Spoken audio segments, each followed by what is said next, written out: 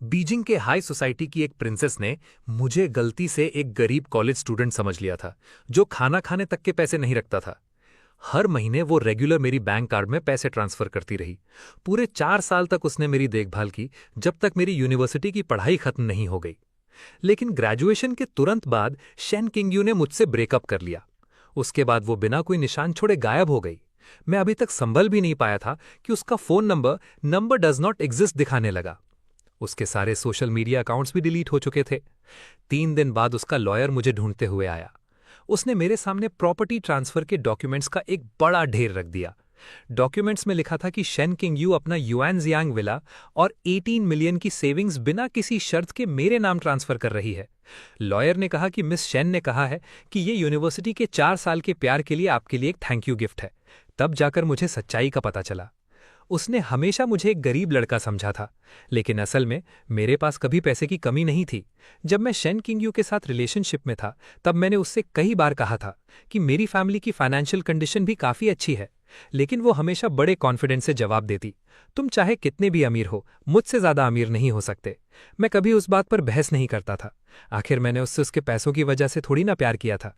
लेकिन सब कुछ इतना अच्छा चल रहा था, फिर उसने अचानक ब्रेकअप क्यों कर लिया? कल तक हम दोनों एक दूसरे से इतना प्यार करते थे और अगले ही दिन वो बिल्कुल बदल गई। मैंने खुद को शांत किया और अपने फैमिली के कनेक्शंस यूज करके इन्वेस्टिगेशन करवाई। बहुत जल्दी मुझे पूरी सच्चाई पता चल गई। आज शेन किंगयू की एंगेजमेंट बुई फैमिली के यंग मास्टर बुई जिंगहेन के साथ होने वाली थी।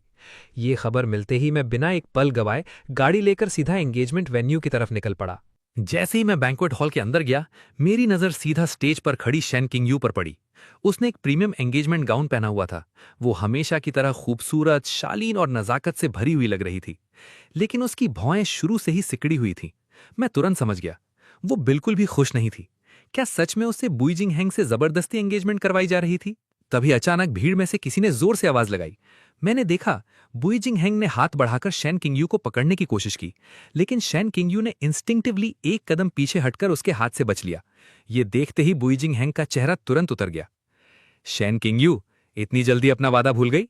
ये सुनते ही शेन किंगयू का चेहरा एकदम सफेद पड़ गया। फिर उसने मजबूरी में दांत भींचकर धीरे धीरे उसकी तरफ कदम बढ़ाया। बस उस एक कदम को देखकर ही मुझे यकीन हो गया, उसे जरूर किसी बात से धमकाया गया था। उसी वक्त शेन किंगयू की नजर मुझ पर पड़ी। एक पल के लिए उसकी आंखों में खुशी की चमक दिखाई दी, लेकिन अगले ही पल वो चमक गायब हो गई। स्टेज पर खड़ा बुई जिंगहेंग गुस्से से मुझे घूरने लगा। साले, मेरी फियोंसे को इतने प्यार से नाम लेकर बुला रहा है? उसकी बात सुनकर मेरा दिल भारी हो गया। मैं महसूस कर सकता था हॉल में मौजूद हर इंसान की नजर मुझ पर थी और उन सबकी आंखों में सिर्फ ताना और नफरत थी। लेकिन मैं कोई प्यार में पागल आदमी नहीं था। मेरी और शेन किंगयू की मुलाकात यूनिवर्सिटी के क्लब एक्टिविटी के दौरान हुई थी। उस वक्त मुझे इतनी भूख लगी थी कि मैं अपने रूममेट के स्नैक्स चुपके से खा रहा था। मेरा रूममेट हंसकर बोला, पहले मुझे पापा बोल, फिर खाना। ये बस दोस्तों के बीच मजाक था। मैं भी इस बात को सीरियसली नहीं ले रहा था। लेकिन इसी सीन को शेन किंगयू ने देख लिया। उसने समझा कि मुझे सीनियर्स बुली कर रहे हैं। वो बिना सोचे सीधा मेरे लिए खड़ी हो गई। किसी को भी इस तरह किसी और को तंग करने का हक नहीं है। उस दिन मैं पहली ही नजर में उससे प्यार कर बैठा था। उसके बाद मैं रोज उसके आसपास ही रहता था। ज्यादा वक्त नहीं लगा और हम ऑफिशियली रिलेशनशिप में आ गए। ये बात पूरी यूनिवर्सिटी में फैल गई। सब लोग कहते थे, शेन किंगयू एक हैंडसम लड़के को पैसे देकर पाल रही है। मुझे डर था कि लोग उसका मजाक उड़ाएंगे, इसलिए मैंने उससे सच बताया। एक्चुअली मेरा फैमिली बैकग्राउंड भी काफी रिच है। लेकिन शेन किंगयू ने बिल्कुल परवाह नहीं की। हम पूरे 4 साल तक साथ रहे। हमारे प्यार में कोई फिल्मी ड्रामा नहीं था, लेकिन हर दिन मीठा और खुशियों से भरा हुआ था। इसीलिए उसका अचानक ब्रेकअप कर लेना मैं किसी भी हाल में एक्सेप्ट नहीं कर पा रहा था। मैं बस एक ही बात जानना चाहता था, आखिर उसके दिल में कौन सी मजबूरी छुपी हुई थी? मैं उसकी आंखों में देखते हुए धीरे से बोला, क्या तुमने सिर्फ इस आदमी से शादी करने के लिए मुझसे ब्रेकअप किया था? मेरी बात खत्म होते ही बुई जिंगहेंग ने भौएं सिकोड़कर शेन किंगयू की तरफ देखा। तब शेन किंगयू तेजी से मेरी तरफ आई और बिना कुछ कहे उसने जोर से मुझे एक थप्पड़ मार दिया। मैंने तुमसे यहां से चले जाने को कहा था। तुम्हें इंसान की बात समझ नहीं आती? मैं उस थप्पड़ से बचा नहीं, इसलिए नहीं कि मैं बच नहीं सकता था, बल्कि इसलिए क्योंकि शेन किंगयू हाई हील्स पहनी हुई थी। मुझे डर था कि अगर वो ज्यादा जोर लगाएगी तो खुद ही गिर जाएगी। मैं खुद पर ही हल्की सी कड़वी मुस्कान हंसा। शेन किंगयू अब किसी और की होने वाली थी और मैं अब भी उसकी फिक्र कर रहा था। क्या मैं वाकई इतना कमजोर हो चुका था? मैं उसकी तरफ देखकर धीरे से बोला, तुम इतनी चुपचाप क्यों चली गई? एक एक्सप्लेनेशन देना भी जरूरी नहीं समझा? क्या ये मेरे साथ इंसाफ है? शैन किंग यू ने ठंडी आवाज में जवाब दिया। घर भी दे दिया, गाड़ी भी दे दी, अब और किस बात का इंसाफ चाहिए तुम्हें? लो जिंग चैन, हम दोनों के बीच सब कुछ खत्म हो चुका है। पहले मैंने तुमसे सिर्फ इसलिए प्यार किया था क्योंकि तुम हैंडसम थे, और सबसे जरूरी बात, तुम इतने गरीब थे कि तुम्हें आसानी से कंट्रोल किया जा सकता था। हमारे जैसे फैमिली में लव और मैरिज दो अलग चीजें होती हैं। इन 4 सालों तक मेरे साथ रहने के लिए थैंक यू, लेकिन मेरा हस्बैंड सिर्फ बुईजिंग हैंग ही बन सकता है। अब तुम्हें अपना जवाब मिल गया ना, तो अब यहां से चले जाओ। उसकी हर बात मेरे दिल पर छुरी की तरह लग रही थी। मैंने अपनी मुट्ठी कस ली। तो जिस प्यार को मैं इतने सालों से सच्चा समझता रहा, वो सिर्फ मेरी ही एक तरफा फीलिंग्स थी। मैं सोच रहा था कि शायद उसकी कोई मजबूरी होगी और मैं उसकी मदद करूंगा, लेकिन उसने खुद कह दिया कि आखिर में उसे फैमिली अलायंस के लिए ही शादी करनी थी। मैं कुछ देर चुप रहा, फिर धीरे से सर हिला दिया। ठीक है, बस इतना ही सही। मैं तुम दोनों को खुश रहने की दुआ देता हूं। जैसे ही मैं मुड़कर जाने लगा, बुईजिंग हैंग की ठंडी आवाज पीछे से सुनाई दी। अब जब आ ही गया है तो एंगेजमेंट अटेंड करके ही जाना, नहीं तो इसका मतलब होगा कि तुम बुई फैमिली की बेइज्जती कर रहे हो, और सिर्फ बुई फैमिली ही नहीं, पूरी हाईचेंग सिटी की भी। उसकी बात सुनकर बस मैं हल्की सी मुस्कुराया। ये बुईजिंग हैंग सच में इतना घमंडी था? ऐसी अकड़ भरी बातें मैंने पहले भी कई लोगों से सुन चुका था, और बाद में उन सबको मैंने अच्छे से सिखा दिया था कि आसमान कितना ऊंचा होता है। तब से लेकर आज तक किसी की हिम्मत नहीं हुई कि मेरे सामने इस तरह बात करे। लेकिन बुईजिंग हैंग को मेरी आंखों की बेइज्जती नजर ही नहीं आई। उल्टा वो मुस्कुराकर जोर से ताली बजाने लगा। अगले ही पल दोनों तरफ से काले सूट पहने हुए कई बॉडीगार्ड्स बाहर आ गए। उन्होंने मुझे चारों तरफ से घेर लिया। बुईजिंग हैंग ने ठंडी नजर से मुझे देखते हुए कहा, लो शंगचेन, खुद से शांति से बैठ जाएगा या मेरे आदमी तुझे घसीट कर कुर्सी पर बिठाएंगे? उसी वक्त शेन किंगयू घबराकर जोर से बोली, लो शंगचिन, जल्दी यहां से चले जाओ। लेकिन बुईजिंग हैंग ने उसकी बात बीच में ही काट दी। शेन किंगयू, क्या मैंने तुम्हें बोलने की इजाजत दी, या तुम मुझे सच में इतना बेवकूफ समझती हो? क्या तुम्हें लगता है मुझे समझ नहीं आ रहा कि तुम इस लड़के को बचाने की कोशिश कर रही हो? ये सुनकर मैंने एक बार गहरी नजर से शेन किंगयू की आंखों में देखा। शेन किंगयू ने तुरंत अपनी नजर हटा ली और धीरे से बोली, आज हमारी एंगेजमेंट है। मैं सिर्फ इतना चाहती हूं कि मेरा अपने एक्स बॉयफ्रेंड से कोई लेना देना ना रहे, ताकि लोग बातें ना बनाएं और तुम्हारी बेइज्जती ना हो। किन्हेंग, मैं ये सब तुम्हारे लिए ही कर रही हूं। बुईजिंग हैंग संतुष्ट होकर हंस पड़ा। फिर उसने मेरी तरफ उंगली दिखाते हुए हुक्म दिया, इसे स्टेज के नीचे बिठा दो, ये मेरी एंगेजमेंट अपनी आंखों से देखेगा। उसके इतना कहते ही 4 बॉडीगार्ड्स आगे बढ़े। उन्होंने मुझे जबरदस्ती पकड़ा और हॉल के एक कोने में ले जाकर कुर्सी पर बिठा दिया। मैं बिना विरोध किए शांत बैठा रहा। दिल में सिर्फ एक ही ख्याल था, अगर ये लोग आज इतना बड़ा खेल खेलना चाहते हैं तो फिर मैं भी इनके साथ आखिर तक खेलूंगा। थोड़ी देर बाद कुछ अमीर घरों के जवान लड़के हंसते मुस्कुराते हुए मेरी तरफ आए। मैं पहचान गया, ये सब बुईजिंग हैंग के दोस्त थे। उनमें से एक हंसकर बोला, साले, चैन से जीना इतना मुश्किल था क्या? खुद ही यहां आ गया तमाशा बनने। दूसरा बोला, क्या तुझे सच में शेन किंगयू तुझे बचा लेगी? फिर वो मेरे करीब आया और धीरे से बोला, सच बताऊं, आज अगर तू खुद यहां नहीं भी आता तब भी ब्रदर हैंग तुझे कभी नहीं छोड़ता। आखिर कैसे छोड़ देता? उसकी होने वाली बीवी 4 साल तक तेरे साथ सोती रही है, अब वो तुझे जिंदा कैसे छोड़ सकता है? ये कहकर सारे लोग जोर जोर से हंसने लगे। मैं बस अपना मोबाइल निकालकर उसमें कुछ देखने लगा। मैंने उनमें से किसी को भी जवाब देना जरूरी नहीं समझा। मेरे लिए ये सब बस उछलने कूदने वाले जोकर थे। थोड़ी देर बाद एंगेजमेंट सेरेमनी खत्म हो गई। अब बैंक्वेट शुरू हुआ। सब लोग एक दूसरे से मिलने जुलने और बिजनेस रिलेशनशिप्स मजबूत करने में लग गए। इसी बीच मैंने भी अपने फोन पर बुई फैमिली की बैकग्राउंड इन्फॉर्मेशन देखनी शुरू कर दी। रिपोर्ट देखकर मुझे जल्दी ही सब समझ आ गया। बुई फैमिली वाकई हाईचेंग की सबसे अमीर फैमिली थी, लेकिन उनके पास कोई गहरी फाउंडेशन या असली इन्फ्लुएंस नहीं था। सीधी बात कहूं तो वो सिर्फ नए पैसे वाले लोग थे। उनकी इतनी तेजी से तरक्की सिर्फ इसलिए हुई थी क्योंकि उन्हें बीजिंग के कुछ बड़े लोगों का सपोर्ट मिल गया था। इसी सपोर्ट की वजह से उन्होंने हाईचेंग में कई बड़े प्रोजेक्ट्स हासिल किए और देखते ही देखते बहुत अमीर बन गए। लेकिन इतना पैसा होने के बाद भी वो कभी असली अपर क्लास सर्कल का हिस्सा नहीं बन पाए। इसीलिए उन्हें सिर्फ शेन फैमिली जैसे छोटे बिजनेस फैमिली के साथ ही अलायंस करना पड़ा। ये शादी असल में प्यार के लिए नहीं थी। दोनों फैमिलीज अपना अपना फायदा देख रही थी। बुई फैमिली को अपर क्लास सोसाइटी में घुसने का टिकट चाहिए था और शेन फैमिली को बुई फैमिली का पैसा चाहिए था ताकि वो दोबारा खड़ी हो सके। तभी एक लड़की आकर मेरे पास बैठ गई। उसका चेहरा शेन किंगयू से काफी मिलता जुलता था। उसने धीरे से कहा, मैं शेन किंगयू की छोटी बहन हूं। अभी कुछ मत बोलो, बस मेरे साथ चलो। अगर देर हो गई तो आज तुम यहां से जिंदा नहीं निकल पाओगे। उसकी बात खत्म होते ही कई बॉडीगार्ड्स हमारे आसपास आकर खड़े हो गए। अब वहां से निकलना नामुमकिन था। शेन किंगयू की बहन ने बेचैन होकर कहा, लो शिंगस्टन, तुम्हें आज यहाँ आना ही नहीं चाहिए था। अगर तुम अचानक यहाँ नहीं आते तो मेरी दीदी को उस छोटे मोटे और मोटे बुई जिंगहैंग से शादी नहीं करनी पड़ती। ये सुनकर मैं अंदर से हिल गया। मैं कुछ पूछने ही वाला था कि अचानक बैंक्वेट हॉल में जोर का हंगामा मच गया। मैंने आवाज की तरफ देखा। हॉल के एंट्रेंस से 7 या 8 जवान आदमी अंदर आ रहे थे। सभी की उम्र ज्यादा नहीं थी, लेकिन उनके चेहरे और चलने का अंदाज बताता था कि ये आम लोग बिल्कुल नहीं थे। सबसे आगे चल रहा आदमी सिर्फ 20-25 साल का लग रहा था, लेकिन उसके शरीर से निकलने वाला प्रेशर इतना जबरदस्त था कि हॉल में मौजूद लोग खुद ब खुद उसके लिए रास्ता छोड़ने लगे। उसे देखते ही बुई जिंगहैंग के चेहरे पर बड़ी सी मुस्कान आ गई। वो दौड़ता हुआ उसके पास गया और बोला, यंग मास्टर शाओ, आखिर आप आ ही गए। अगर आप मेरी एंगेजमेंट में नहीं आते तो मेरी एंगेजमेंट अधूरी रह जाती। लेकिन उस आदमी ने उसकी तरफ देखा तक नहीं। उसकी नजर सीधा शेन किंगयू पर टिक गई।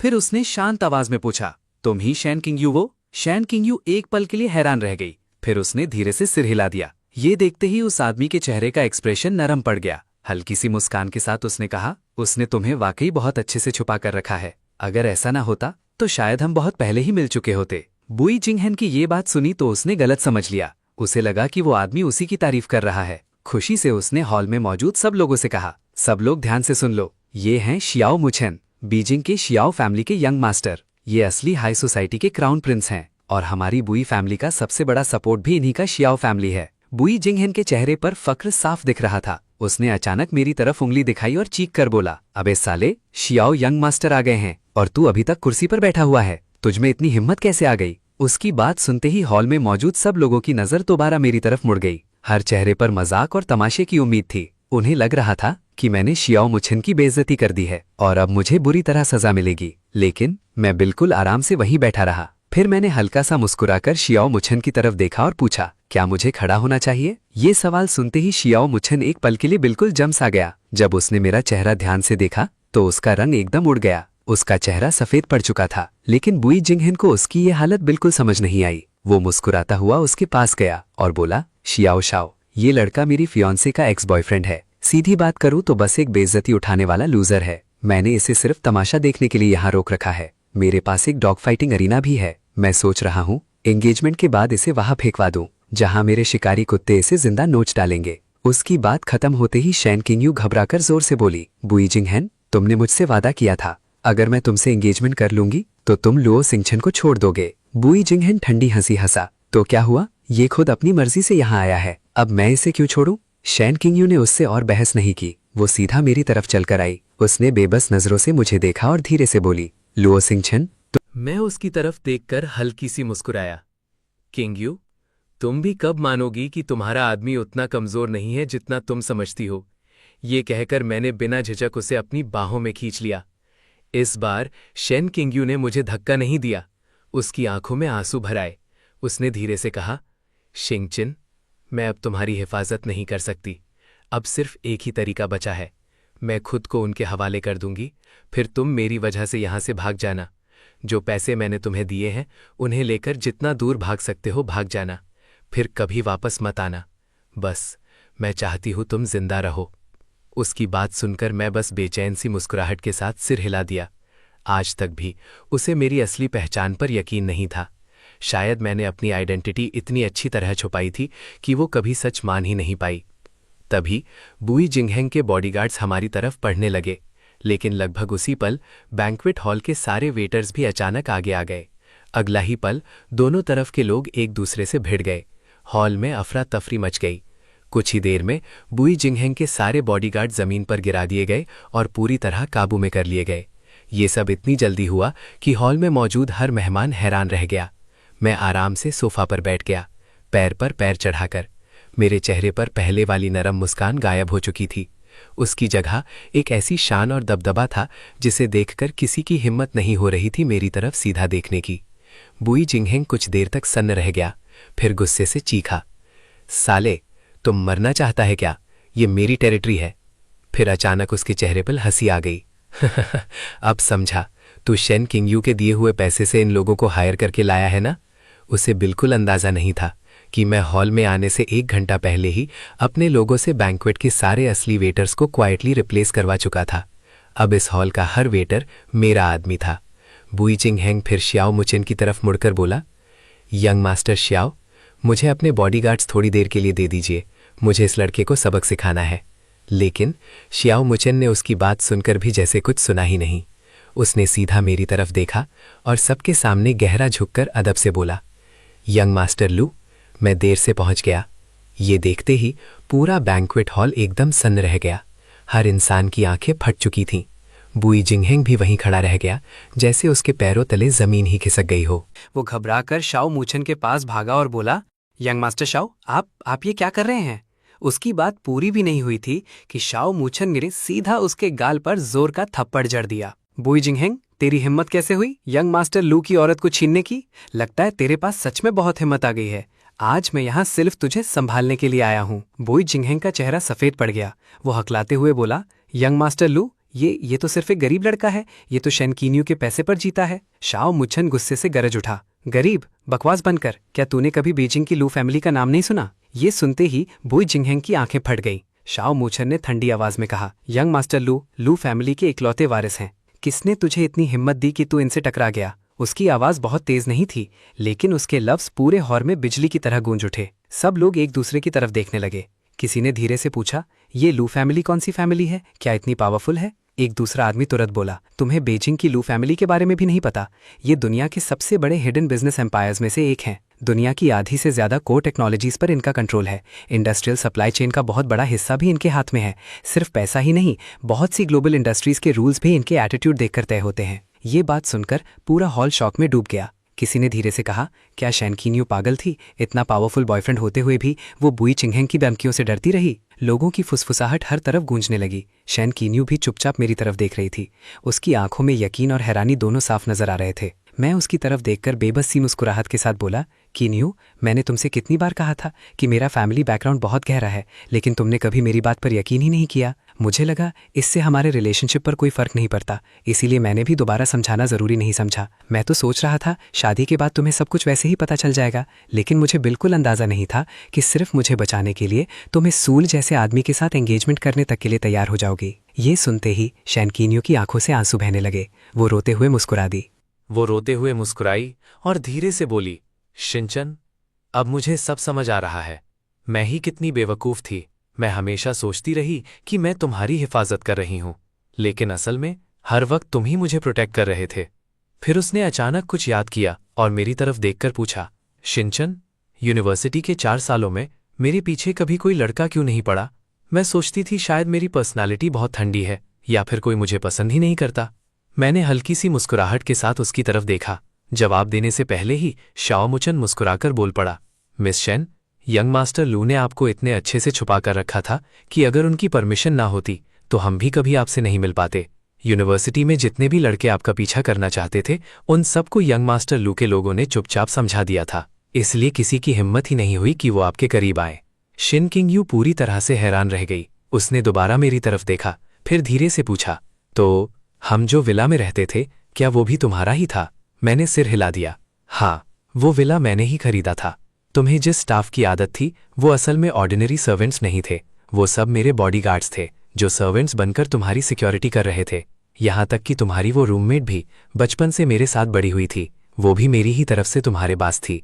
मैंने तुम्हें कभी सच इसलिए नहीं बताया क्योंकि मुझे लगता था तुम मुझ पर यकीन नहीं करोगी, और अगर कर भी लेती तो शायद तुम प्रेशर महसूस करती। अगर मुझे पहले से पता होता कि बात इतनी दूर तक पहुंच जाएगी तो मैं कब का तुम्हें सब सच बता चुका होता। ऐसा होता तो बुई जिंगहेंग को कभी तुम्हें धमकाने का मौका ही नहीं मिलता।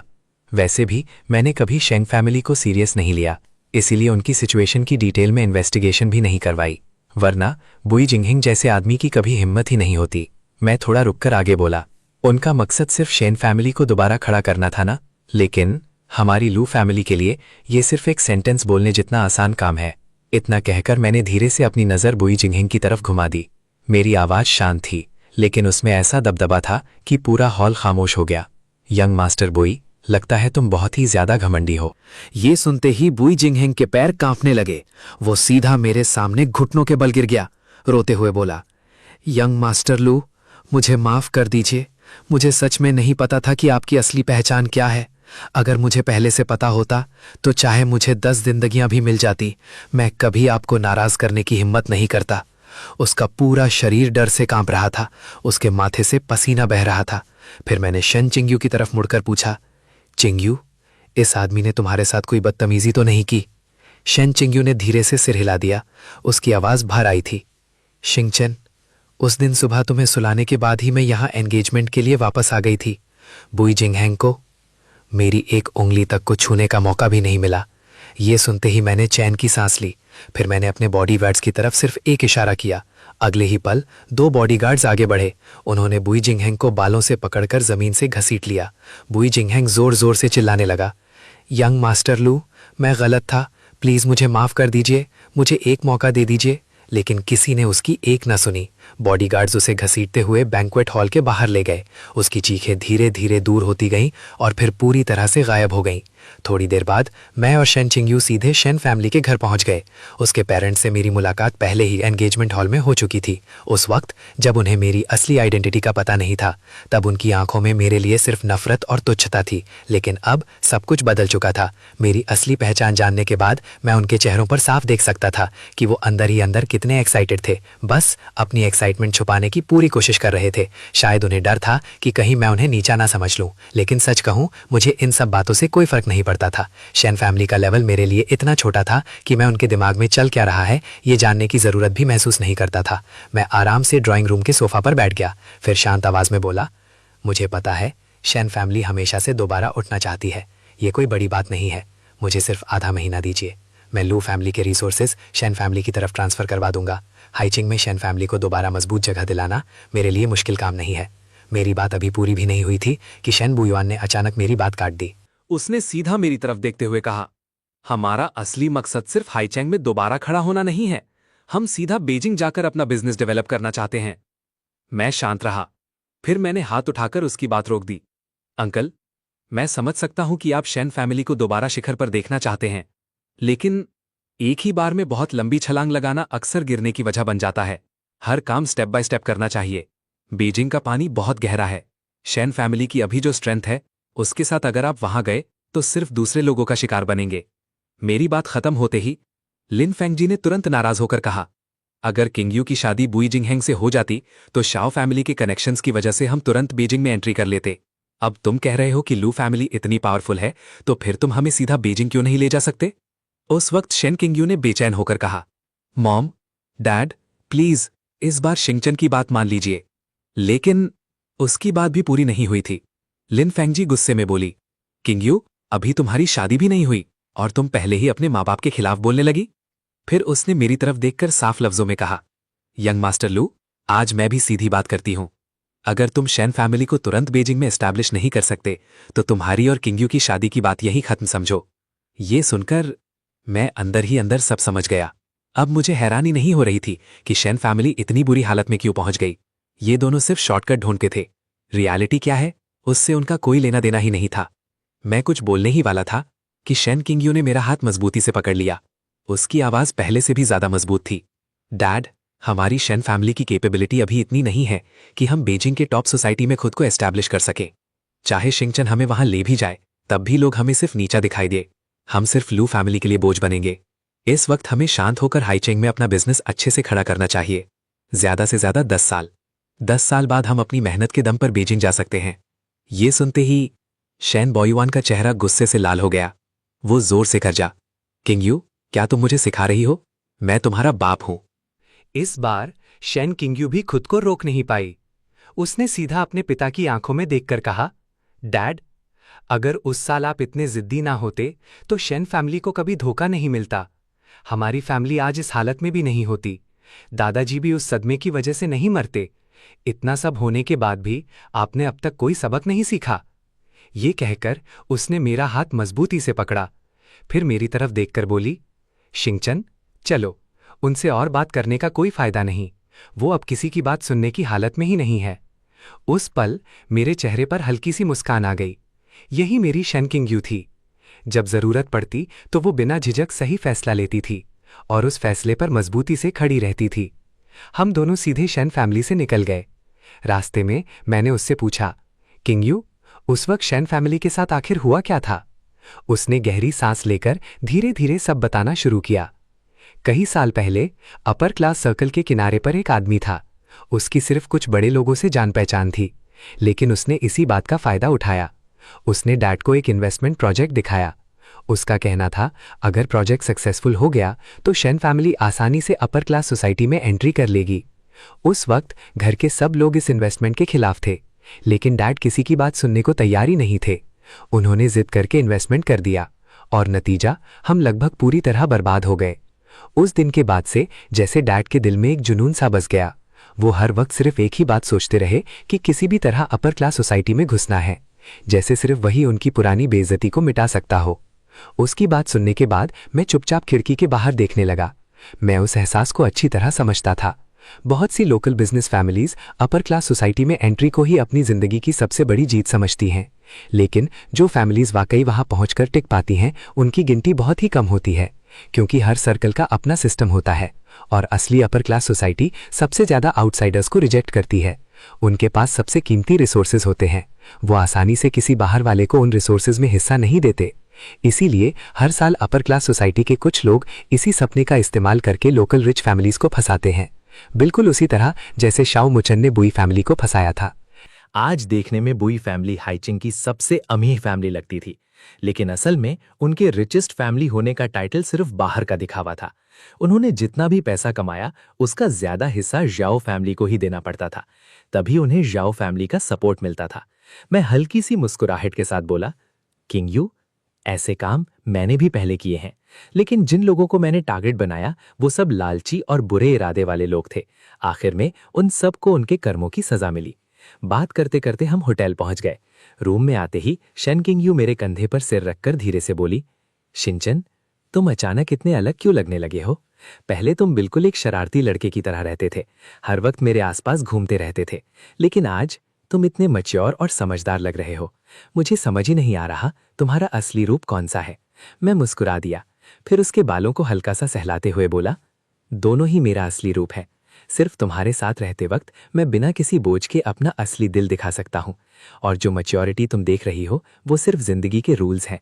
बचपन से उन्हें देखते देखते मैंने उन्हें नेचुरली सीख लिया। अगर तुम्हें दिलचस्पी हो तो शादी के बाद मेरे साथ हमारे हेडक्वार्टर्स चलना, वहां पहुंचकर तुम सब कुछ खुद समझ जाओगी। शेन किंग यू ने तुरंत सिर हिला दिया। मुझे इतनी क्यूरियोसिटी नहीं है। पहले मैं इतनी मेहनत सिर्फ इसलिए करती थी क्योंकि शेन फैमिली में कोई भी जिम्मेदारी उठाने वाला नहीं था, लेकिन अब मेरे पास तुम हो, अब मुझे इतनी जान लगाकर भागने की जरूरत ही क्या है?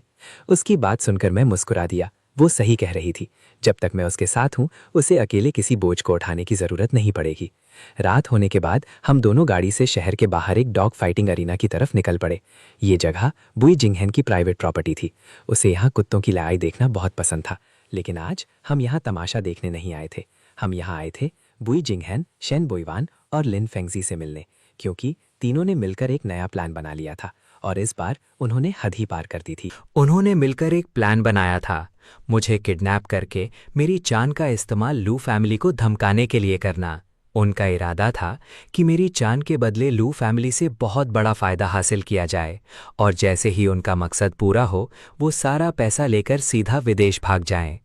लेकिन उनकी प्लानिंग शुरू होने से पहले ही फेल हो चुकी थी। जिन लोगों को बुई चिंगहेन ने मुझे पकड़ने भेजा था उन्हें रास्ते में ही शाओ मुचन के लोगों ने काबू कर लिया और खुद बुई चिंगहेन को भी पकड़कर इसी डॉग फाइटिंग अरीना में लाया गया। इस वक्त मैं अरीना की वीआईपी गैलरी में बैठा हुआ था। नीचे ग्राउंड के बीचों बीच बुई जिंगहेन को जमीन पर फेंक दिया गया था। उसका पूरा शरीर खून से लथपथ था। उसके सामने एक बहुत ही खतरनाक और खूंखार फाइटिंग डॉग जंजीर से बंधा हुआ था। ये वही कुत्ता था जिसे बुई चिंगहेन ने बहुत ज्यादा पैसे देकर खरीदा था। पहले भी ये कई लोगों को मार चुका था। मेरे पास ही शेन बोयान और लिन फेंगजी खड़े थे। दोनों इतने डरे हुए थे कि उनका पूरा शरीर कांप रहा था। मैं उन दोनों की तरफ देखकर ठंडी आवाज में बोला, सच कहूं मुझे बिल्कुल उम्मीद नहीं थी कि तुम दोनों इतने बेवकूफ निकलोगे। मुझे किडनैप करने की हिम्मत तुम लोगों में आ भी कैसे गई? इतने में शेन चिंग्यो भी गुस्से और घबराहट के साथ आगे बढ़ी। उसने अपने माँ बाप को देखकर जोर से कहा, डैड, मॉम, आखिर आप दोनों सोच क्या रहे थे? मान लो अगर आप लोग शिंगचन को किडनैप करने में सक्सेसफुल हो भी जाते और लू फैमिली की वजह से शेन फैमिली अपर क्लास सोसाइटी में पहुंच भी जाती, तो उसके बाद क्या आपको लगता है लू फैमिली आपको कभी छोड़ देती? शेन बोयान ने दांत भींचकर जवाब दिया, उसमें डरने की क्या बात है। जब तक सब कुछ खत्म होगा तब तक शेन फैमिली अपर क्लास सोसाइटी का हिस्सा बन चुकी होगी और तुम लू फैमिली की बहू बन चुकी होगी। उस वक्त क्या लू फैमिली वाकई हमारे खिलाफ कुछ करेगी? मैं उसकी बात सुनकर धीरे से सिर हिला दिया, फिर बिल्कुल शांत लहजे में बोला, लगता है तुम्हें असली अपर क्लास सोसाइटी के रूल्स का बिल्कुल भी अंदाज़ा नहीं है। अगर तुम वाकई मेरी जान को धमकी देते तो मेरे पेरेंट्स कभी मेरी मर्जी नहीं पूछते, वो सीधा फैसला करते और पूरी शेन फैमिली को दुनिया से मिटा देते। उसमें शेन चिंग्यो भी शामिल होती। मेरे पेरेंट्स कभी भी अपने दुश्मनों के लिए कोई खतरा जिंदा नहीं छोड़ते। ये सुनकर शेन बोयान और लिन फोंगजी के चेहरे से खून उतर गया। उनकी आंखों में पहली बार असली डर साफ नजर आ रहा था। शेन बॉयन कांपती हुई आवाज में बोला, यंग मास्टर लू, मैं अपनी गलती मान गया हूं, प्लीज हमें एक मौका दे दीजिए। लेकिन उसकी बात पूरी होने से पहले ही दूर से पुलिस की स्पेशल फोर्स तेज रफ्तार में अरीना के अंदर आ गई। कुछ ही पलों में पूरा अरीना उनके कंट्रोल में था। शेन बॉयन की आवाज भी वहीं दबकर रह गई। मैंने शेन किंगयू की तरफ देखा। मैं नहीं चाहता था कि वो आगे का मंजर देखे, इसीलिए मैं खड़ा हुआ और उसका हाथ पकड़कर बाहर चल दिया। ये देखकर शेन बॉयन और लिन फंगजी भी हमारे पीछे चलने लगे, लेकिन मैंने उन्हें रोक दिया। मैं ठंडी नज़र से उन दोनों को देखते हुए बोला, तुम दोनों यहीं रुकोगे, यहीं खड़े होकर सब कुछ अपनी आंखों से देखना। उसके बाद इस पूरे वाक़ये पर 10,000 शब्दों का रिफ्लेक्शन लिखकर मुझे देना। अगर मुझे लगा कि तुम्हें अभी भी अपनी गलती की गहराई समझ नहीं आई तो फिर यहीं रुककर और देखते रहना। आखिर बुई फैमिली के और भी बहुत लोग बाकी हैं, मुझे उन्हें भी समझाना है कि हद पार करने का अंजाम क्या होता है।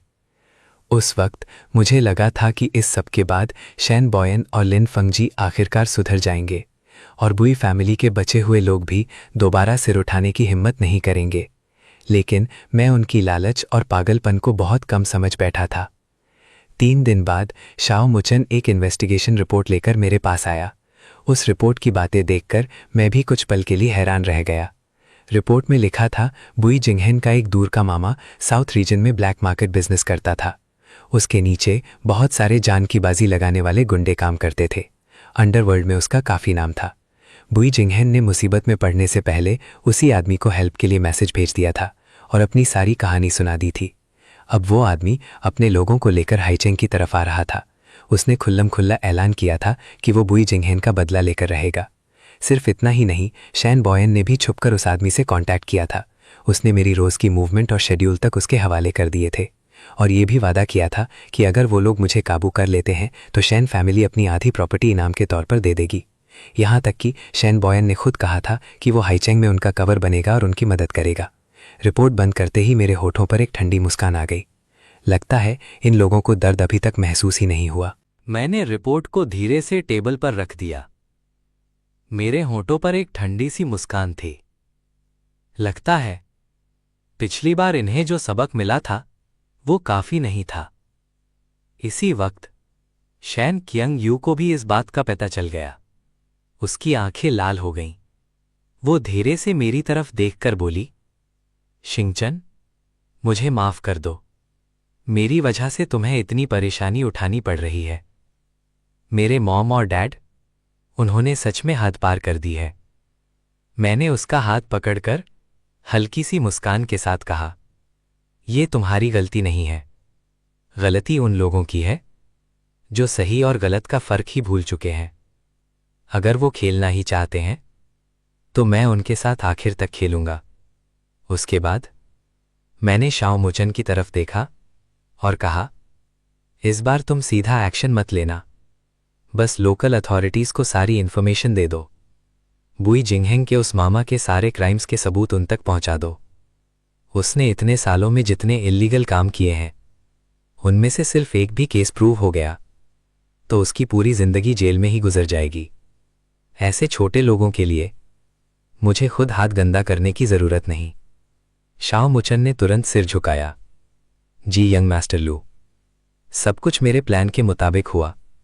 जब बुई जिंगहेंग का मामा अपने गुंडों के साथ हाइचेंग की बाउंड्री में घुसा।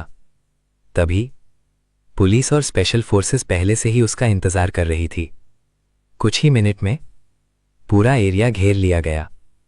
उसके सारे आदमी बिना किसी मौके के जमीन पर गिरा दिए गए। एक एक करके सबको गिरफ्तार कर लिया गया। जो लोग कुछ देर पहले तक बहुत अकड़ दिखा रहे थे, अब वो कुत्तों की तरह चीख रहे थे। उसके सारे इल्लीगल बिजनेसेस भी एक ही बार में सील कर दिए गए और उनकी सारी प्रॉपर्टीज और एसेट्स गवर्नमेंट ने जब्त कर लिए। जब ये खबर शैन बोयान तक पहुंची, वो उस वक्त बोर्ड मीटिंग में बैठा था। न्यूज़ सुनते ही उसके पैरों तले जमीन खिसक गई। वो सीधा कॉन्फ्रेंस रूम के फ्लोर पर गिर पड़ा। काफी देर तक खड़ा भी नहीं हो सका। मीटिंग वहीं तुरंत रोकनी पड़ी। उधर लिन फेंगजी ये खबर सुनकर वहीं बेहोश हो गई। होश आते ही सबसे पहला काम उसने ये किया, वो रोते हुए सीधा मेरे होटल के बाहर आ गई। होटल के गेट पर घुटनों के बल बैठकर वो लगातार मेरा नाम पुकारने लगी। रोते हुए सिर्फ एक ही बात कह रही थी, यंग मास्टर लू, मैं अपनी गलती मान गई हूं। प्लीज शैन फैमिली को एक और मौका दे दीजिए। उस वक्त होटल के बाहर बहुत सारे लोग जमा हो चुके थे। सब लोग लिन फेंगजी को घुटनों के बल बैठा देखकर धीमी आवाज में बातें कर रहे थे। मैं होटल के ऊपर वाले फ्लोर पर floor to ceiling glass window के सामने खड़ा था। नीचे का पूरा मंजर मेरी आंखों के सामने था। मैं कुछ पल तक उसे देखता रहा। मेरे चेहरे पर ना दया थी, ना गुस्सा, सिर्फ बेपरवाही। फिर मैंने अपने बॉडीगार्ड से कहा, नीचे जाओ, उसे मेरा एक मैसेज दे दो। बॉडीगार्ड तुरंत नीचे गया। लिन फेंगजी के सामने रुककर उसने ठंडी आवाज में कहा, यंग मास्टर लू ने कहा है, जो इंसान बार बार गलती करे और कभी सच में पछताए ही नहीं, उसके पास यंग मास्टर लू से मिलने की भी क्वालिफिकेशन नहीं है। ये सब अभी सिर्फ शुरुआत है। अगर तुम दोबारा यंग मास्टर लू या मिस शेन को परेशान करने की कोशिश करोगी, तो तुम इस दुनिया से हमेशा के लिए गायब भी हो सकती हो। ये बात सुनते ही लिन फेंगजी का पूरा शरीर कांप उठा। वो घबराहट में जमीन से उठ खड़ी हुई, फिर बिना पीछे देखे लड़खड़ाते हुए वहां से भाग गई। उसके जाते ही तमाशा देखने आए लोग भी धीरे धीरे वहां से चले गए। लेकिन शैन फैमिली की बदनामी की खबर पूरे हाइचेंग के अपर क्लास सर्कल में आग की तरह फैल गई। बहुत सी कंपनीज जिनका शैन फैमिली के साथ बिजनेस पार्टनरशिप थी, उन्होंने तुरंत कॉन्ट्रैक्ट टर्मिनेट कर दिए। एक के बाद एक सारे पार्टनर्स पीछे हटने लगे। कंपनी के शेयर्स लगातार गिरते गए। शैन फैमिली धीरे धीरे बैंकरप्सी के किनारे पहुंच गई। मुझे लगा इतना सब होने के बाद शायद शैन बॉयवन और लिन फेंगजी संभल जाएंगे, लेकिन मैंने फिर एक बार उनकी लालच को कम समझा। इस बार उन्होंने मेरी और किंगयू की शादी तक को निशाना बना दिया। मैं और किंगयू पहले ही फैसला कर चुके थे। ग्रेजुएशन के बाद हम का किंगयू के लिए प्यार भी झूठा है। वो सिर्फ शैन फैमिली के रिसोर्सेज का फायदा उठाना चाहता है। ये अफवाहें पूरे हाइचेंग के अपर क्लास सर्कल में तेजी से फैल गईं। ज्यादातर लोग जानते थे कि ये सब झूठ था और सिर्फ लिन फेंगजी की चाल थी, लेकिन फिर भी इन बातों ने मेरी रेप्यूटेशन पर थोड़ा बहुत असर जरूर डाला। और बात यहीं खत्म नहीं हुई। शैन बुयान ने चुपके से उस होटल से भी कांटेक्ट किया जहां मेरी और किंगयू की एंगेजमेंट सेरेमनी होने वाली थी। उसने होटल मैनेजमेंट से झूठ बोला कि मेरी तरफ से एंगेजमेंट कैंसिल कर दी गई है। सिर्फ इतना ही नहीं, उसने होटल की सर्विस के बारे में भी झूठी शिकायतें की। नतीजा, होटल ने खुद ही हमारे साथ कॉन्ट्रैक्ट टर्मिनेट कर दिया। जब मुझे इस बात का पता चला, तब एंगेजमेंट में सिर्फ 1 हफ्ता बाकी था। मैं कुछ पल के लिए चुप रहा, फिर हल्का सा हंस पड़ा। इंटरेस्टिंग। मैंने तुरंत हाइचिंग के एक और टॉप लग्जरी होटल के ओनर को फ़ोन लगाया। जैसे ही उसने मेरी सिचुएशन सुनी, उसने बिना 1 सेकंड सोचे कहा, यंग मास्टर लू, ये हमारे लिए सम्मान की बात होगी। होटल पूरी तरह आपके लिए अवेलेबल है। एक ही फ़ोन कॉल में एंगेजमेंट वेन्यू का मसला सॉल्व हो गया। उसके बाद मैंने शाओ मुचैन को बुलाया। शैन बुयान और लिन फेंगजी के सारे सबूत इकट्ठा करो। अफवाह फैलाने से लेकर होटल का कॉन्ट्रैक्ट कैंसिल करवाने तक एक भी एविडेंस छूटना नहीं चाहिए। फिर ये सब किंग यू को भेज देना। शाओ मुचेन ने सिर हिलाकर कहा, जी यंग मास्टर लू। जब शैन किंग यू ने वो सारे सबूत देखे, उसका चेहरा बिल्कुल सफ़ेद पड़ गया। उसकी आंखों की आखिरी उम्मीद भी टूट गई। कुछ देर तक वो चुप बैठी रही, फिर धीरे से मेरी तरफ देखकर बोली, शिंगचन, मैं शैन फैमिली से अपना रिश्ता तोड़ना चाहती हूँ। मैं उसकी आंखों में देखकर धीरे से बोला, किंग यू, इतनी जल्दी फैसला मत करो। पहले जो काम सामने है उसे ख़त्म कर लेते हैं, उसके बाद आराम से डिसीजन लेना। मैं जानता था उसके दिल में अब भी अपने माँ बाप के लिए एक कोना बचा हुआ था। आखिर वही उसके जन्म देने वाले माँ बाप थे। मैं उसे मजबूर नहीं करना चाहता था। लेकिन शैन बुयान और लिन फंगजी ने इस बार जो किया था, उसने मेरी सब्र की आखिरी हद भी पार कर दी थी।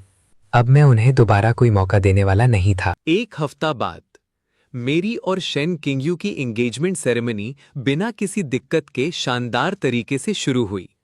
पूरा लग्जरी होटल रोशनियों से जगमगा रहा था। हर तरफ मेहमानों की भीड़ थी। सब लोग हमें मुबारकबाद दे रहे थे।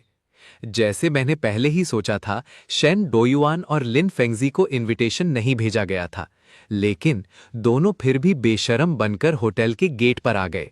जैसे ही वो पहुंचे, लिन फेंगजी जमीन पर लेटकर जोर जोर से रोना शुरू कर दिया। वो चिल्लाकर कहने लगी, लू शिंगचन ने मेरी बेटी मुझसे छीन ली।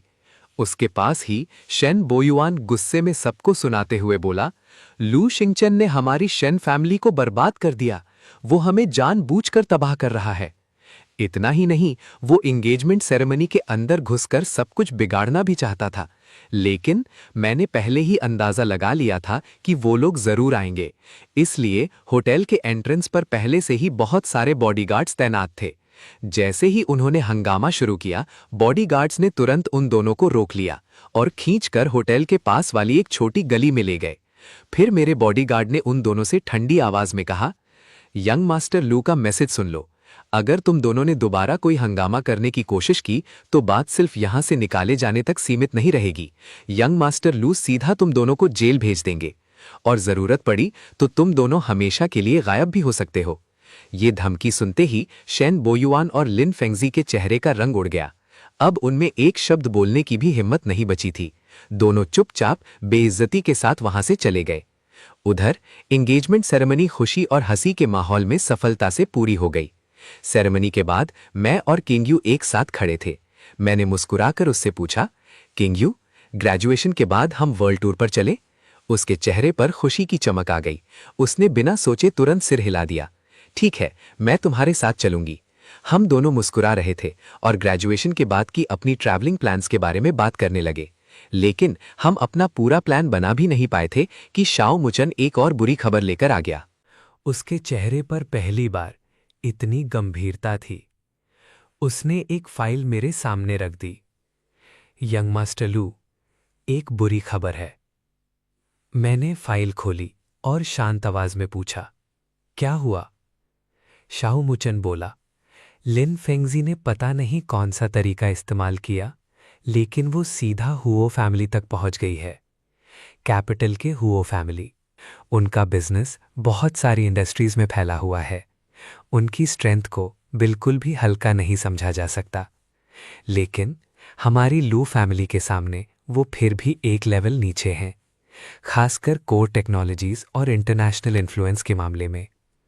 इतने सालों से हुओ फैमिली हमेशा लू फैमिली को अपना सबसे बड़ा बिजनेस राइवल मानती आई है। हर मौके पर वो हमारे रास्ते में रुकावट पैदा करने की कोशिश करती रही है। शाओ मुचन ने बोलना जारी रखा, सर, सिर्फ इतना ही नहीं, लिन फेंगजी ने लू फैमिली के कुछ बिजनेस सीक्रेट्स भी हुओ फैमिली को दे दिए हैं। उसने आप और मिस क्लीन यू के रिश्ते की बात को भी तोड़ मरोड़ कर बताया। उसने हुओ फैमिली के ओल्ड मास्टर से कहा कि आप एक औरत के लिए फैमिली के इंटरेस्ट को इग्नोर कर रहे हैं और अगर ऐसा चलता रहा तो एक दिन आप ही लू फैमिली को बर्बाद कर देंगे। उसका मकसद हुओ फैमिली और लू फैमिली के बीच दरार पैदा करना था, ताकि हुओ फैमिली इस मौके का फायदा उठा सके। लिन फेंगजी ने यह भी वादा किया है, अगर हुओ फैमिली उसकी मदद करके आपको गिरा दे तो शेन फैमिली हमेशा के लिए हुओ फैमिली की वफादार बन जाएगी, हाईचेंग में उनके लिए काम करेगी। ये कहकर शाओ मुचन ने मेरे सामने एक और फाइल रख दी। उस फाइल में लिन फेंगजी और हुओ फैमिली के कॉन्टैक्ट पर्सन की कॉल रिकॉर्डिंग, बातचीत की रिकॉर्ड्स और वो सारी फाइल्स थी जिन्हें वो बिजनेस सीक्रेट समझकर हुओ फैमिली को दे चुकी थी। मैं चुपचाप फाइल के पन्ने पलटने लगा। मेरे चेहरे पर कोई एक्सप्रेशन नहीं था, लेकिन जो लोग मुझे अच्छी तरह जानते थे वो समझ गए थे ये मेरी सबसे खतरनाक खामोशी थी। गए थे। जितना ज्यादा मैं शांत दिखता हूं उतना ही ज्यादा गुस्सा होता हूं। शेन बॉयवान और लिन फेंगजी सच में हद से आगे बढ़ चुके थे। सिर्फ मुझे नुकसान पहुंचाने के लिए उन्होंने हुओ फैमिली के साथ मिलकर साजिश रच दी और लू फैमिली की कॉन्फिडेंशियल इंफॉर्मेशन तक बाहर देने की हिम्मत कर ली। लेकिन उन्हें एक बात का बिल्कुल अंदाजा नहीं था। हुओ फैमिली चाहे हमारी बिजनेस राइवल थी, लेकिन उनके भी अपने प्रिंसिपल्स थे। वो कभी भी एक छोटी सी शेन फैमिली के लिए लू फैमिली के साथ पूरी तरह दुश्मनी नहीं मोल लेते। और लिन फेंगजी ने जिन्हें बिजनेस सीक्रेट समझकर लीक किया था वो असल में मेरी तरफ से जानबूझकर बाहर छोड़ी गई इंफॉर्मेशन थी। सिर्फ बेकार और गैर जरूरी डेटा। लू फैमिली के असली कोर सीक्रेट्स उसके पास कभी थे ही नहीं। मैं धीरे से मुस्कुराया, फिर अपना फोन उठाया और सीधा हुओ फैमिली के ओल्ड मास्टर हुओ शेनशान का नंबर डायल किया। 3 रिंग के बाद कॉल कनेक्ट हो गई। दूसरी तरफ से एक बुजुर्ग और गर्मजोशी भरी आवाज आई, अरे शाओलू, आज अचानक इस बुढ़े को कैसे याद कर लिया? मैं शांत लहजे में बोला, ग्रांडपा हुओ, मुझे यकीन है लिन फेंगजी के बारे में आपको सब पता चल गया होगा। फोन के दूसरी तरफ कुछ पलों की खामोशी छा गई। फिर हुओ शेनशान ने हल्की सी सांस भरी, शाओलू, मुझे सब पता है। वो औरत वाकई हद से ज्यादा बेवकूफ है। तुम बेफिक्र रहो। हुओ फैमिली इतनी नीचे नहीं गिर सकती कि किसी तीसरे इंसान का इस्तेमाल करके लू फैमिली पर वार करे, और ना ही हम किसी और के हाथ की कठपुतली बनेंगे। उनकी बात सुनकर मेरे होठों पर हल्की सी मुस्कान आ गई। बस मुझे आपसे इसी जवाब की उम्मीद थी। लेकिन लिन फेंगजी ने लू फैमिली की इंफॉर्मेशन लीक की और 2 फैमिलीज के बीच दरार डालने की कोशिश भी की। इस बात को मैं इतनी आसानी से नहीं छोड़ूंगा। हुओ शेनशान ने बिना झिझक जवाब दिया, बिल्कुल सही, गलती शेन फैमिली की है। तुम जो ठीक समझो वही करो। हुओ फैमिली इस मामले में कभी दखल नहीं देगी। ये सुनकर मैंने फोन धीरे से रख दिया। फिर मेरी नजर शाओ मोचन पर पड़ी। मैंने ठंडी आवाज में हुक्म दिया, ऑर्डर नीचे पहुंचा दो। शेन फैमिली की हर प्रॉपर्टी, हर कंपनी और हर शेयर खरीद लो, चाहे स्टॉक हो या फिजिकल एसेट्स। एक भी चीज उनके पास नहीं बचनी चाहिए। मैं चाहता हूं शेन फैमिली का नाम हाइचिंग से हमेशा के लिए मिट जाए। शाओ मोचन की आंखों में ठंडी चमक उभर आई। उसने झुककर कहा, जी यंग मास्टर लू। मिलते ही लू फैमिली की पूरी बिजनेस टीम एक्शन में आ गई। हमारी ताकत ऐसी नहीं थी जिसे शेन फैमिली झेल सके। सिर्फ 3 दिन के अंदर शेन फैमिली के ज्यादातर बिजनेसेस और कंपनीज हमारे कंट्रोल में आ गए। उनके शेयर्स भी लगातार खरीद लिए गए। जो कुछ एसेट्स बचे थे, कैश फ्लो टूटने की वजह से एक एक करके बंद होने लगे। आखिरकार उन्हें मजबूरन बैंकरप्सी और लिक्विडेशन का सामना करना पड़ा। सिर्फ एक रात के अंदर शेनबो युआन और लिन फेंगजी बिल्कुल कंगाल हो गए। न सिर्फ उनकी सारी दौलत चली गई, बल्कि उन पर बहुत बड़ा कर्ज भी चढ़ गया। जब क्रेडिटर्स ने उन्हें चारों तरफ से घेर लिया तो दोनों फिर से मेरे पास आए। इस बार वो मेरी कंपनी के नीचे हंगामा करने लगे। लेकिन इस बार मैंने बिल्कुल भी रहम नहीं किया। मैंने सीधा बॉडीगार्ड्स को ऑर्डर दिया, पुलिस को बुलाओ, उन्हें कमर्शियल फ्रॉड और पब्लिक डिस्टर्बेंस के चार्जेस में गिरफ्तार करवा दो। साथ ही मैंने उनके खिलाफ ऑफिशियल लॉसूट भी फाइल कर दिया। केस बहुत जल्दी कोर्ट तक पहुंच गया और कोर्ट ने भी बिना देरी किए फैसला सुना दिया। शेनबो युआन को 5 साल की सजा सुनाई गई और लिन फेंगजी को 3 साल की सजा। उनकी बची हुई सारी प्रॉपर्टीज और एसेट्स कर्ज चुकाने के लिए जब्त कर लिए गए। जब शेन किंग यू को कोर्ट का फैसला पता चला, वो कुछ नहीं बोली, बस चुपचाप चलकर मेरे पास आई और धीरे से मेरे सीने से लग गई। मैंने उसकी पीठ पर हाथ रखकर नरमी से कहा, किंग यू, मुझे पता है ये सब तुम्हारे लिए आसान नहीं है, लेकिन ये सब उन्होंने खुद किया है। इसमें किसी और की कोई गलती नहीं। अब से मैं हमेशा तुम्हारे साथ हूं। शेन किंग यू ने आंसुओं भरी आंखों से मेरी तरफ देखा, फिर धीरे से सिर हिलाकर बोली, शेन फैमिली के बर्बाद होने की खबर पूरे हाइचेंग में आग की तरह फैल गई। लेकिन मैंने उन पर जरा भी रहम नहीं किया। मैंने सीधा ऑर्डर दिया, शेन बॉयन और लिन फेंगजी के नाम पर जो भी छुपी हुई एसेट्स बची हैं, सब फ्रीज कर दो। एक पैसा भी उनके पास नहीं बचना चाहिए।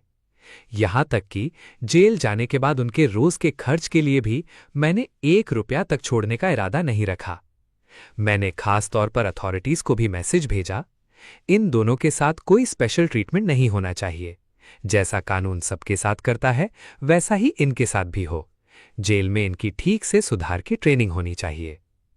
सिर्फ शेन फैमिली ही नहीं, जो लोग पहले उनके साथ मिलकर मेरे खिलाफ खड़े हुए थे, मैं उन्हें भी नहीं छोड़ा।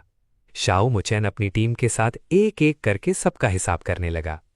किसी की कंपनी टूट गई, किसी को हाईचेंग छोड़कर भागना पड़ा और कुछ लोग सीधा जेल पहुंच गए।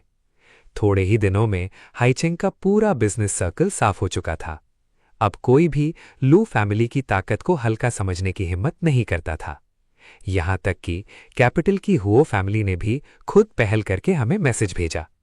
उन्होंने अपने मार्केट शेयर का एक हिस्सा छोड़ने की तैयारी दिखाई, सिर्फ इसलिए ताकि लू फैमिली के साथ शांति बनी रहे।